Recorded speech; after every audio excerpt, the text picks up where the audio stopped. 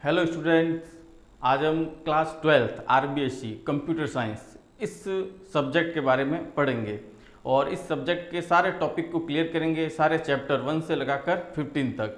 और जो student class 12th के हैं उनके अलावा भी जो सी और C++ के बारे में जानना चाहते हैं, उनका बेसिक क्लियर करना चाहते हैं, तो वो हमारे चैनल से जुड़ें और हम इन सब के वीडियो अपनी प्ले लिस्ट के अंदर डाल देंगे ताकि आपको इससे सुविधा रहे, आप जब चाहें इनको देख सकें।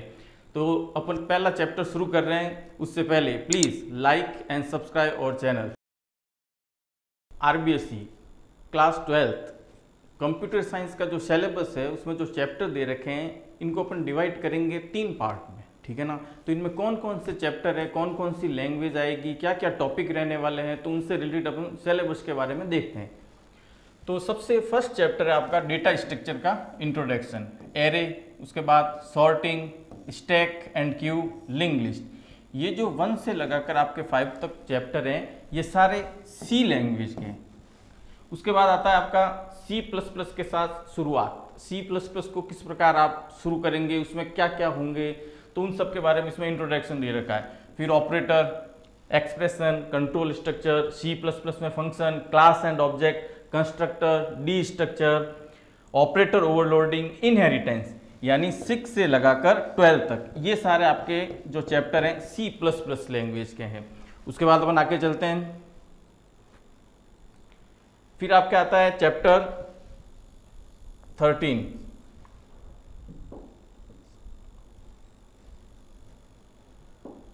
चैप्टर 13 और 14, ये है आपके SQL। और उसके बाद आता है SPL SQL। तो इस प्रकार प्रैक्टिकल के जो पेपर में आपके आने वाला है जिसका प्रैक्टिकल होगा वो है C++ और SQL। तो इस प्रकार इसमें 3 पार्ट में है, C++ और SQL। तो आज अपन फर्स्ट चैप्टर को शुरू करते हैं, डेटा स्ट्रक्चर का इंट्रोडक्शन। डेटा स्ट्रक्चर, एक्चुअली में डेटा स्ट्रक्चर है क्या? यहां दे रखा है डेटा स्ट्रक्चर डेटा को एकत्रित, कलेक्ट और ऑर्गेनाइज यानी आयोजित करने का एक तरीका है। यानी अपने पास बहुत सारा डेटा है, इस डेटा को हम कंप्यूटर के अंदर, कंप्यूटर की मेमोरी में किस प्रकार रखेंगे, इसको कहते हैं डेटा का ऑर्गेनाइजेशन करना। और जब डेटा अपन व्यवस्थित रखेंगे तो जब चाहे डेटा को एक्सेस कर सकते हैं। एक्सेस करना यानी पुनः प्राप्त कर सकते हैं। तो डेटा स्ट्रक्चर डेटा को एकत्रित, ऑर्गेनाइज करने का एक तरीका है। हम प्रभावी तरीके से इन डेटा पर कार्रवाई यानी ऑपरेशन कर सकते हैं। जब आपका डेटा ऑर्गेनाइज रहेगा तो हम जब चाहें, जो चाहें वो काम डेटा के ऊपर कर सकते हैं। तो डेटा की बेहतर व्यवस्था, भंडारण यानी स्टोरेज। डेटा स्ट्रक्चर किसी भी संगठन के डेटा का एक तार्किक यानी लॉजिकल और मैथमेटिकल आपको इमेज देता है कि आपका डेटा किस प्रकार है। अब एग्जाम्पल के रूप में इन्होंने दे रखा है, जैसे किसी प्लेयर का नाम है विराट और विराट ने कितनी इनिंग खेली या कितने रन बनाए। तो ये सारा जब डेटा डेटाबेस में रहता है तो जब भी आप डेटा को वापस पुनः एक्सेस करना चाहते हैं तो आसानी से एक्सेस कर सकते हैं। तो ये है डेटा स्ट्रक्चर। तो 12th बोर्ड के जो आपके प्रीवियस ईयर के पेपर हैं उनमें कई बार ये क्वेश्चन आ चुका है कि what is data structure, data structure क्या है। तो डेटा स्ट्रक्चर नहीं, डेटा का आपको भंडारण करना सुनियोजित ढंग से, वो कहलाता है डेटा का स्ट्रक्चर। अब डेटा स्ट्रक्चर के बाद में टॉपिक दे रखा है डेटा स्ट्रक्चर का वर्गीकरण। डेटा स्ट्रक्चर का वर्गीकरण, उसको कैसे क्लासिफाई करेंगे डेटा स्ट्रक्चर को। देखो यहां एक डायग्राम दे रखा है, simple data structure, compound data structure, 2 data structure के पार्ट हो गए। अब सिंपल के अंदर है एरे और स्ट्रक्चर। एरे और स्ट्रक्चर को आप 11th क्लास में पढ़ के आए हैं, फिर भी यहां रिपीट होगा। देखो एक एरे एक ऐसा टॉपिक है जो आपका कभी पीछा नहीं छोड़ने वाला, the most important topic array. और कंपाउंड डेटा स्ट्रक्चर में लीनियर और नॉन लीनियर, ये भी आगे आएंगे टॉपिक। लीनियर के अंदर है स्टैक, क्यू और लिंक लिस्ट, और नॉन लीनियर के अंदर है ट्री। ट्री के अलावा एक और है आपके ग्राफ, ट्री और ग्राफ, जो अभी आपके सिलेबस में नहीं है। आपके केवल लीनियर के अंदर स्टैक है, क्यू है और लिंक लिस्ट है। ये सारे टॉपिक दे रखे हैं। इन सब के आगे चैप्टर आएंगे और चैप्टर में अपन और आगे इनको विस्तार से पढ़ेंगे। अब सरल डेटा स्ट्रक्चर, सरल यानी सिंपल। ये आमतौर पर प्रिमिटिव डेटा टाइप जैसे इंटीजर, रियर, कैरेक्टर, बुलियन से बनाया जाता है। सरल डेटा स्ट्रक्चर दो प्रकार के हो सकते हैं, एरे और स्ट्रक्चर। यानी ये नॉर्मल है, जिनको आप आसानी से नॉर्मल कोई वेरिएबल, इंटीजर, प्रिमिटिव वगैरह, इन प्रकार से कैरेक्टर, बुलियन से आप इनको डिक्लेयर कर सकते हैं और इनको यूज में ले सकते हैं। उसके बाद आता है यौगिक। सरल डेटा स्ट्रक्चर को विभिन्न तरीके से संयोजित करके जटिल डेटा स्ट्रक्चर बनाए जाते हैं। ये निम्नलिखित दो प्रकार के हो सकते हैं। देखो,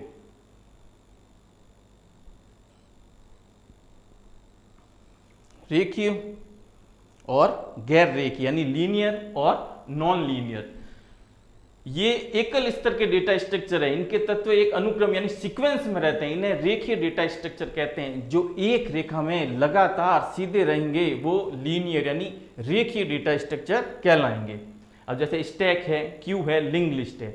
अब स्टैक, क्यू और लिंक लिस्ट, ये तीनों टॉपिक के चैप्टर दे रखे हैं, आगे आने वाले हैं आपके। 4th चैप्टर है और 5th चैप्टर है, इनकी डिटेल से उसके अंदर अपन स्टडी करेंगे।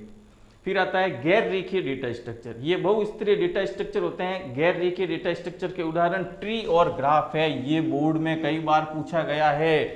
ये आपके 1 नंबर का क्वेश्चन आता है, जो आपके 1 से लगाकर 15 तक जो क्वेश्चन आते हैं बोर्ड के पेपर में, उनमें ये पूछा जाता है। और पहले भी पूछा गया है कि नॉन लीनियर जिनको कहते हैं उनके एग्जाम्पल दो, या वो कौन से होते हैं। तो ट्री और ग्राफ जो एक लाइन में नहीं होते वो नॉन लीनियर, सीधा सा है। अब डेटा स्ट्रक्चर पर ऑपरेशन, ये जो सारे डेटा स्ट्रक्चर है इनके ऊपर अपन क्या क्या कर सकते हैं। आपने अलग अलग डेटा के स्ट्रक्चर तो पढ़ लिए। तो डेटा स्ट्रक्चर के ऊपर देखो, सबसे पहला काम है इंसर्शन। इंसर्शन का मतलब होता है डेटा स्ट्रक्चर के अंदर डेटा को डालना। जैसे एरे के अंदर अपन वैल्यू इंसर्ट करने का प्रोग्राम, ये सारा आप 11th में पढ़ के आए हैं। इसी प्रकार अब डिलीशन, अगर आपने कोई डेटा स्ट्रक्चर लिया है, एरे लिया है या लिंक लिस्ट लिया है, स्टैक लिया है या क्यू लिया है, उनमें से डेटा को डिलीट करना। इसी प्रकार है सर्च। सर्चिंग के प्रोग्राम आपने किए होंगे 11th क्लास में। आपने शायद बुलियन, बबल सॉर्ट नहीं, बाइनरी सर्च किया होगा, सॉरी, बाइनरी सर्च किया होगा। और इस बार आपके बाइनरी सर्च और लीनियर सर्च दोनों है। उसके बाद है ट्रेवल्सिंग। एक डेटा स्ट्रक्चर में मौजूद सभी डेटा तत्वों के प्रसंस्करण यानी प्रोसेसिंग को ट्रेवल्सिंग कहते हैं। यानी एक जो आपने एरे लिया है या कोई भी अन्य प्रकार का डेटा स्ट्रक्चर लिया है, उसमें से डेटा को कहीं और लेके जाना, उसकी ट्रेवल्सिंग कहलाएगी। तो ये ऑपरेशन अपन कर सकते हैं।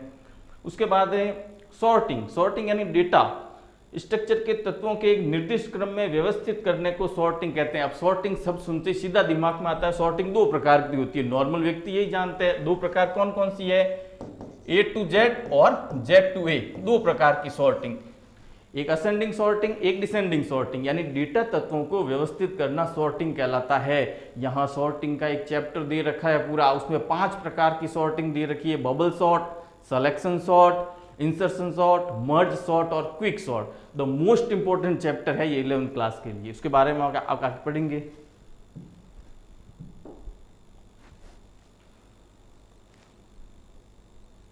अब आता है सॉर्टिंग के बाद मर्जिंग। मर्ज करना क्या होता है, कई लोगों के दिमाग में होता है एरे को मर्ज करना का मतलब हो गया एरे को जोड़ देना। एरे को जोड़ना नहीं होता है। मर्जिंग का मतलब होता है दो एरे को एक साथ दिखाना, वो होता है एरे को मर्ज करना। डेटा स्ट्रक्चर के तत्वों को एक निर्दिष्ट क्रम में व्यवस्थित करना, ये तो सॉर्टिंग हो गया। दो एक ही प्रकार के डेटा स्ट्रक्चर के तत्वों का संयोजन कर उसी प्रकार के एक नए डेटा स्ट्रक्चर को मर्जिंग कहते हैं। अब एग्जांपल यहां छोटा सा मैं दे रहा हूं। एक एरे है मेरा 3 का और एक एरे है मेरा 3 का। अब इन दोनों को मैं मर्ज कर रहा हूं तो C की साइज हो जाएगी 6, ये कहलाएगी मर्जिंग। इसमें एडिशन नहीं होगा, मर्ज होंगे। अब उसके बाद में आगे टॉपिक आता है एल्गोरिदम। एल्गोरिदम के बारे में आपने पढ़ा होगा। एक नॉर्मल लैंग्वेज में बता देता हूं एल्गोरिदम क्या है। किसी भी प्रॉब्लम को कंप्यूटर पर प्रोग्रामिंग में सॉल्व करने से पहले अपनी लैंग्वेज में स्टेप बाय स्टेप लिख लेना एल्गोरिदम कहलाता है। सपोज करो आप कोई भी प्लानिंग कर रहे हो, किसी भी प्रकार की प्लानिंग, कोई भी काम करने के लिए, तो उसके लिए आप क्या करते हो, पहले कहीं बैठकर उसके लिए प्लानिंग करते हो, उसको लिखते हो। तो वैसे यहाँ प्रोग्रामिंग करने से पहले, किसी भी समस्या को हल करने से पहले उसको स्टेप बाय स्टेप लिख लेना, वो एल्गोरिदम कहलाता है। ये बिल्कुल नॉर्मल है, लेकिन यहाँ इसकी लैंग्वेज देखो। एल्गोरिदम तर्क निर्देशों का एक परिमित सेट है जो एक निश्चित पूर्व निर्धारित कार्य को पूरा करने के लिए लिखी जाती है। एल्गोरिदम पूरा कोड या प्रोग्राम नहीं होता, यह सिर्फ मूल समस्या का समाधान है। इसे एक अनौपचारिक उच्च स्तरीय विवरण के रूप में सूडो कोड या फ्लो चार्ट से व्यक्त किया जा सकता है। अब जैसे डायग्राम के रूप में या सूडो कोड कह सकते हैं, फ्लो चार्ट कहते हैं, जब किसी समस्या को दिखाया जाता है तो उसको फ्लो चार्ट बोलते हैं, और जब आप स्टेप बाय स्टेप अपनी लैंग्वेज में लिखते हैं तो वो एल्गोरिदम कहलाता है, किसी भी प्रॉब्लम को, किसी भी समस्या को। तो ये एल्गोरिदम की आपकी डेफिनेशन हो गई, ये भी 11th क्लास में है। देखो मुझे कई बार लगता है जब कोई स्टूडेंट 11th क्लास को ढंग से पढ़ के आता है तो कम से कम वो 60% 12th का कवर करके आता है। अगर उसने 11th में नहीं पढ़ा है तो कोई मतलब नहीं।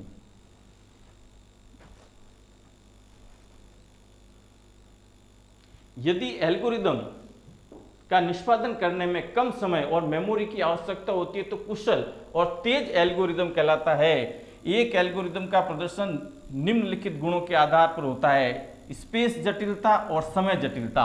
अब यहाँ एक टॉपिक आता है, आपने किसी भी प्रॉब्लम को सॉल्व करने के लिए एल्गोरिदम बनाया है। एल्गोरिदम तो कई लोग बनाते हैं, लेकिन कौन सा एल्गोरिदम बेस्ट है आपकी प्रॉब्लम को सॉल्व करने के लिए? तो यहाँ इसने दिया है जो आपका टाइम कम खर्च करे और आपकी मेमोरी को कम से कम यूज में ले, वो बेस्ट एल्गोरिदम है।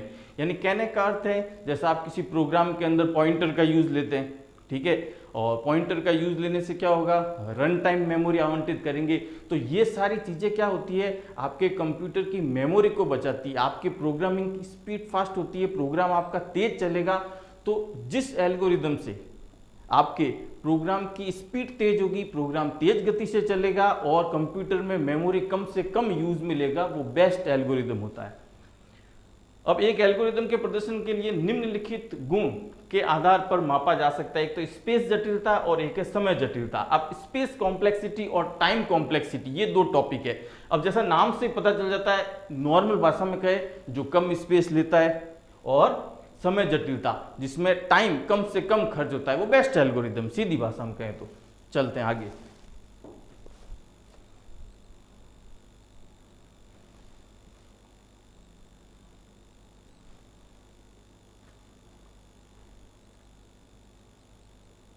स्पेस जटिलता, एल्गोरिदम के निष्पादन के दौरान आवश्यक मेमोरी को स्पेस जटिलता कहते हैं। बहु उपयोगकर्ता सिस्टम के लिए जब सीमित रूप से मेमोरी उपलब्ध हो तो इसे गंभीरता से लिया जाना चाहिए। आमतौर पर एक एल्गोरिदम को निम्नलिखित घटकों के लिए मेमोरी की आवश्यकता होती है। देखो ये क्या कह रहा है कि यहाँ एक सीधी सी बात है कि जब आप मेमोरी का यूज लेते हो वो स्पेस जटिलता है। अब बहु उपयोगकर्ता सिस्टम, बहु उपयोगकर्ता का मतलब क्या हुआ, जब एक ही सिस्टम को कई लोग उपयोग में लेते हैं तो इसका मतलब क्या होता है, ज्यादा मेमोरी की आवश्यकता होती है। तो वहां इन चीजों का अगर अपन ध्यान रखेंगे तो मेमोरी कम से कम यूज में आएगी। जब आपकी मेमोरी कम से कम यूज में आएगी तो वो आपका बेस्ट एल्गोरिदम होगा। तो सीमित रूप से मेमोरी उपलब्ध होती है तो वहां गंभीरता से लिया जाता है। अब एल्गोरिदम घटकों के लिए टॉपिक देखो, एक तो है इंस्ट्रक्शन का स्पेस और एक है डेटा स्पेस। अब इंस्ट्रक्शन किसको कहेंगे, निर्देश जो अपन कंप्यूटर को देते हैं, यानी जो अपन प्रोग्रामिंग करते हैं। अब कौन सा निर्देश दिया जा रहा है, कौन सा आप इंस्ट्रक्शन यूज में ले रहे हो। देखो जब प्रोग्राम के निष्पादन योग्य संस्करणों को संचय करने के लिए आवश्यक मेमोरी स्पेस है, यह स्पेस निश्चित या स्थायी होती है जो कि प्रोग्राम में कोड की लाइनों की संख्या पर निर्भर करती है। कभी कभी आपने देखा होगा एक छोटा प्रोग्राम है, अब उस छोटे प्रोग्राम को आप 5-7 लाइनों में खत्म कर सकते हो, लेकिन आप उसको क्या करते हो, 2 पेज में खत्म कर रहे हो, अनावश्यक उसके निर्देश दे रहे हो, इंस्ट्रक्शन लिख रहे हो, कोडिंग कर रहे हो। तो ये क्या करता है, आपके इंस्ट्रक्शन स्पेस क्या होगा कि ये आपके स्पेस को मतलब कोई वजह नहीं है और यूं ही ऑक्यूपाई करेगा। तो ऐसी स्थिति में क्या करना है अपने को कि प्रोग्राम में ऐसा लॉजिक काम में लेना है जिसमें कम से कम कोडिंग हो, यानी आप जितना कम में अपनी बात को हल कर सको, अपनी समस्या को हल कर सको, उसको लेना है। तो यहाँ इंस्ट्रक्शन स्पेस हो जाएगा। फिर है डेटा स्पेस, यह सभी कॉन्स्टेंट्स और वेरिएबल मानों को संचित करने के लिए आवश्यक स्पेस है। अब इसका सीधा से एक एग्जाम्पल देते हैं। जब आप किसी वेरिएबल को ले रहे हो, अब आपको पता है कि मुझे जो मैंने वेरिएबल लिया है उस वेरिएबल में जो मेरा मान आने वाला है वो बिल्कुल नॉर्मल मान आने वाला है। अब नॉर्मल मान बोले तो आप इंटीजर ले सकते हो। अब इंटीजर लोगे तो मेमोरी में 2 बाइट लेता है, ठीक है, इंटीजर कंप्यूटर की मेमोरी में 2 बाइट लेता है। आपको लगता है कि मेरे को तो जो मैं वेरिएबल ले रहा हूं उसमें बिल्कुल भी 1-2 डिजिट या 1 से लगाकर 10 तक डिजिट ही आएगी, से ज्यादा आएगी, तो आप इसको शॉर्ट इंटीजर भी तो ले सकते हो। तो ये क्या करेगा, आपकी मेमोरी को बचाएगा। तो ये कुछ छोटी छोटी बातें हैं, वैसे ज्यादा इससे कोई फर्क नहीं पड़ने वाला है, तो मैंने एग्जाम्पल के लिए समझाया है। लेकिन जब बहुत बड़े बड़े कोडिंग होती है, प्रोग्राम बनते हैं, तो इन चीज़ों का खास करके ध्यान रखा जाता है। तो इन चीज़ों से बचने के लिए पॉइंटर का यूज लेते हैं। पॉइंटर क्या करता है, प्रोग्राम की स्पीड को बढ़ाता है और उसके साथ ही मेमोरी को कम खर्च करता है।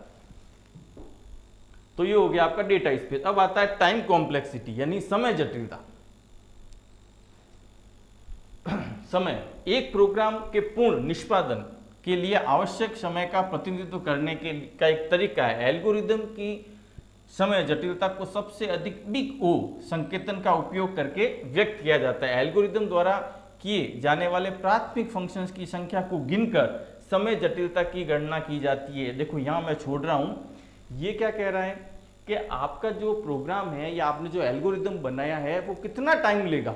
तो उसकी कैलकुलेशन करने के लिए वो क्या करते हैं कि एक एल्गोरिदम के अंदर या एक प्रोग्राम के अंदर आपने कितने फंक्शन यूज में लिए हैं, तो उन फंक्शन के आधार पर वो कैलकुलेट करते हैं और उसका टाइम कॉम्प्लेक्सिटी निकालते हैं, जिसको बिग ओ से मापा जाता है। क्योंकि एल्गोरिदम की कार्य क्षमता अलग अलग इनपुट डेटा के साथ अलग अलग हो सकती है, इसलिए एल्गोरिदम की वर्स्ट केस यानी बुरी से बुरी समय जटिलता का उपयोग करते हैं। यह किसी भी इनपुट आकार के लिए एल्गोरिदम द्वारा लिया जाने वाला अधिकतम समय है। जब आप किसी डेटा को लेते हैं, किसी वेरिएबल को लेते हैं या किसी प्रोग्राम को बनाते हैं, तो उसमें क्या करते हैं, जटिल से जटिल डेटा डालकर देखते हैं, कॉम्प्लेक्स। तो अपने को पता चलेगा अपने प्रोग्राम की एक्यूरेसी कितनी है और वो कितना टाइम ले रहा है, कितनी जगह ले रहा है। तो ये सारा करके इसकी बुरी से बुरी स्थिति का पता लगाया जाता है। तो इससे अपने को पता चलता है कि अपने प्रोग्राम की टाइम कॉम्प्लेक्सिटी कितनी है। तो ये हो गया आपके समय जटिलता। तो ये फर्स्ट चैप्टर के कुछ टॉपिक्स है। तो डेटा स्ट्रक्चर के बारे में कि डेटा का स्ट्रक्चर क्या है। नॉर्मल भाषा में कहें तो, मेरी लैंग्वेज में कहें तो, कंप्यूटर की मेमोरी में डेटा को रखना डेटा स्ट्रक्चर कहलाता है। अब आप किस प्रकार से रखते हैं, आप डेटा ऐसा रखेंगे जब भी आपको डेटा को एक्सेस करने का आवश्यकता हो, यानी एक्सेस करना, पुनः प्राप्त करना, तो बहुत ही तेज गति से हो। ठीक है, तो ये था अपना फर्स्ट चैप्टर। ये जो अपना चैप्टर हुआ है first chapter 12th class computer science, ये एनसीईआरटी की बुक के अकॉर्डिंग है और आगे भी यही रहने वाला है। इसमें अभी कोई चेंजेस नहीं है। सारे चैप्टर ये के ये हैं, टॉपिक ये के हैं। अगर आपको ये पसंद आए और आपको लगा कि कुछ अच्छा है, हमें समझ में आ रहा है, तो प्लीज़ लाइक एंड सब्सक्राइब। ठीक है, और हमारे आगे भी जो आगे वाले जो चैप्टर हैं उन सारे चैप्टर्स के वीडियो आपको प्ले लिस्ट में मिलते रहेंगे। Thank you.